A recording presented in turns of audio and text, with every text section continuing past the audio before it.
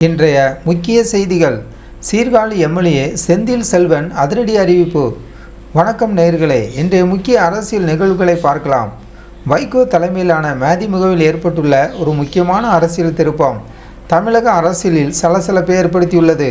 சீர்காழி சட்டமன்ற உறுப்பினர் செந்தில் செல்வன் மதிமுகவிலிருந்து தான் விலகிவிட்டதாக அதிகாரப்பூர்வமாக அறிவித்துள்ளார். இது குறித்து விரிவாக பார்க்கலாம்.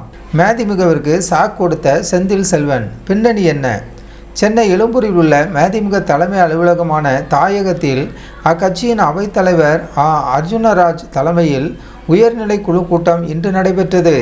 இந்த கூட்டத்தில் வைகோ உள்ளிட்ட முக்கிய நிர்வாகிகள் பங்கேற்றனர். ஆனால் சீர்காழி எம்எல்ஏ செந்தில் செல்வன் இந்த கூட்டத்தை புறக்கணித்தார். இது குறித்து விளக்கமளித்த செந்தில் செல்வன், நான் மதிமுகவின் அடிப்படை உறுப்பினர் பதவியில் இல்லை. தேர்தலுக்கு முன்பே திமுகவில் இணைந்து விட்டேன். எனவே மதிமுக கூட்டங்களில் பங்கேற்க வேண்டிய அவசியம் எனக்கு இல்லை என்று அதிரடியாக தெரிவித்துள்ளார். ஏன் இந்த குழப்பம்? ஒரு சின்ன பிளாஷ்பேக். நடந்து முடிந்த சட்டமன்ற தேர்தலில் மதிமுக திமுக கூட்டணியில் உதயசூரியன் சின்னத்தில் போட்டியிட்டது. இதில் சீர்காழி மற்றும் கடையநல்லூர் ஆகிய 2 தொகுதிகளில் மதிமுக வெற்றி பெற்றது. இப்போது மதிமுக தலைமை திமுக கூட்டணியில் தங்களுக்கு உரிய முக்கியத்துவம் இல்லை என்று கருதுவதாகவும், கூட்டணியிலிருந்து வெளியேறி விஜய் தலைமையிலான தாவேக பக்கம் செல்ல திட்டமிட்டு வருவதாகவும் தகவல்கள் வெளியாகி வருகின்றன. இதன் ஒரு பகுதியாக உதயசூரியன் சின்னத்தில் வென்ற எம்எல்ஏக்கள் தங்கள் பதவியை ராஜினாமா செய்ய வேண்டும் என கட்சி மேலிடம் அறிவுறுத்தியதாக கூறப்படுகிறது. எம்எல்ஏவின் நிலைப்பாடு என்ன?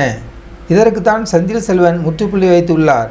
தேர்தல் சமயத்திலே வெற்றி வாய்ப்பை கருத்தில் கொண்டு திமுகவின் உதயசூரியன் சின்னத்தில் போட்டியிடவே நான் மதிமுக உறுப்பினர் பதவியிலிருந்து விலகிவிட்டேன். நான் இப்போது திமுகவின் உறுப்பினர். எனவே நான் பதவி விலக வேண்டிய அவசியமில்லை. திமுக எம்எல்ஏவாகவே தொடர்ந்து பணியாற்றுவேன் என்று தெளிவாக கூறிவிட்டார். இதன் விளைவு என்ன? செந்தில் செல்வன் இந்த முடிவால் மதிமுகவின் எம்எல்ஏ பலம் தற்போது ஒன்றாக குறைந்துள்ளது. வைகோ தரப்பில் இருந்து இதற்கு என்ன எதிர்வினை வரும் என்பதையும், இன்று நடைபெற்ற மதிமுக பொதுக்குழு கூட்டத்தில் என்னென்ன முக்கிய முடிவுகள் எடுக்கப் போகிறார்கள் என்பதையும் நாம் பார்க்கலாம்.